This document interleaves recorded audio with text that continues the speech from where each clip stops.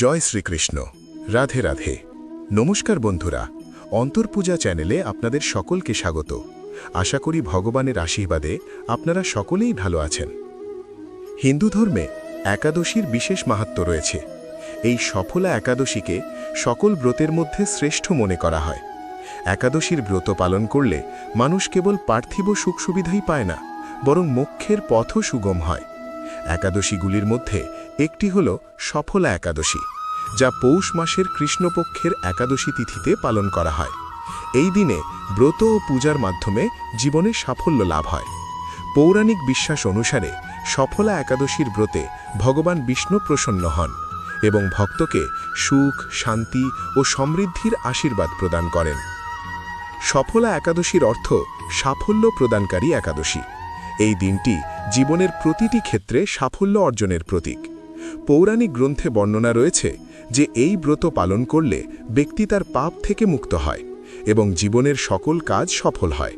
অর্থাৎ যে ভক্ত একাদশীর ব্রত সম্পূর্ণ শ্রদ্ধা ও নিয়মে করে পালন করে, সে ভগবান বিষ্ণুর পরম ধাম লাভ করে।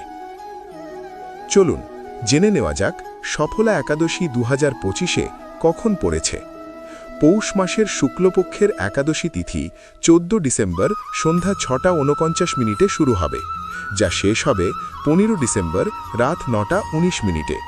হিন্দু ধর্মে উদয় তিথি বিবেচনা করে উৎসব উদযাপন করা হয়, তাই 2025 সালে সফলা একাদশী 15 ডিসেম্বর পালিত হবে। এই দিন কোন বাড়িতে কোন ফল আনা শুভ? সফলা একাদশীর দিন ভগবান বিষ্ণুর পুজো ও উপবাস রাখা হয়, আর এই শুভ তিথিতে যে কোনো ফল আনা যেতে পারে যা আপনি ভগবানকে নিবেদন করতে পারেন। বিশেষত যে ফলগুলি ভগবান বিষ্ণুর প্রিয় বলে বিবেচিত হয়, যেমন কলা, আপেল, আঙুর, কমলালেবু ইত্যাদি। এই সব ফল এনে ভগবানকে নিবেদন করলে পাপ মোচন ও সাফল্য লাভ হয় বলে বিশ্বাস করা হয়। চলুন জেনে নেওয়া যাক সফলা একাদশীর মাহাত্ম্য ও ব্রত কথা।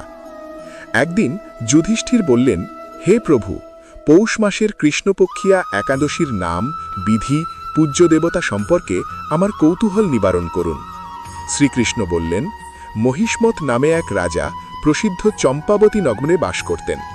রাজার 4 জন পুত্র ছিল, কিন্তু তার জ্যেষ্ঠ পুত্র লুম্ভক সর্বদা পরস্ত্রী গমন, মদ্যপান প্রভৃতি অসৎ কার্যে রত ছিল।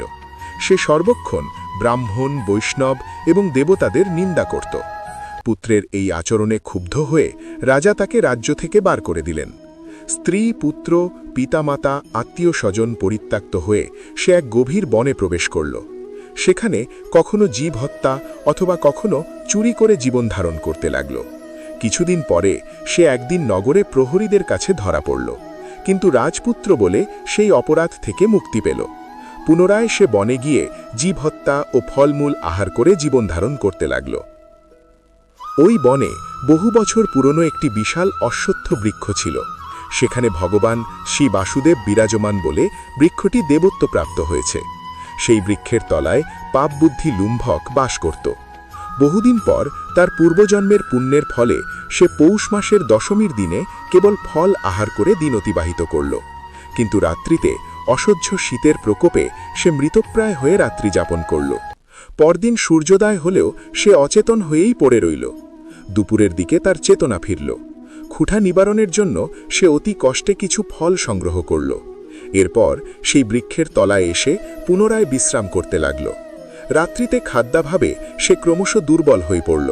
সে প্রাণ রক্ষার্থে ঈশ্বরের উদ্দেশ্যে ফলগুলি নিয়ে, হে ভগবান, আমার কি গতি হবে বলে অশ্রুপাত করতে করতে সেই বৃক্ষমূলে, হে লক্ষ্মীপতি নারায়ণ, আপনি প্রসন্ন হন বলে নিবেদন করল। এইভাবে সে অনিদ্রায় ও অনাহারে সেই রাত্রি যাপন করল। ভগবান নারায়ণ সেই পাপী লুম্ভকের রাত্রি জাগরণকে একাদশীর জাগরণ এবং ফল অর্পণকে পূজা বলে গ্রহণ করলেন। এইভাবে অজ্ঞাতসারে লুম্ভকের সফলা একাদশী ব্রত হয়ে গেল।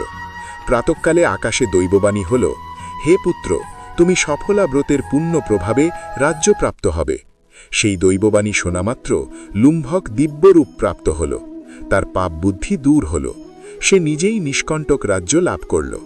স্ত্রী পুত্রসহ কিছুকাল রাজ্য সুখ ভোগ করে পুত্রের ওপর রাজ্যভার অর্পণ করে সন্ন্যাস আশ্রম গ্রহণ করল। অবশেষে মৃত্যুকালে সে অশোক অভয় ভগবানের কাছে ফিরে গেল। এভাবে সফলা একাদশী যিনি পালন করেন তিনি জাগতিক সুখ ও পরে মুক্তি লাভ করেন। এই ব্রতে যারা শ্রদ্ধাশীল তারাই ধন্য, তাদের জন্ম সার্থক, এতে কোনো সন্দেহ নেই। এই ব্রত পাঠ ও শ্রবণে রাজসূয় যজ্ঞের ফল লাভ হয়। এই দিনে ভগবান বিষ্ণুকে হলুদ ফুল, তুলসী ও ফল অর্পণ করা উচিত।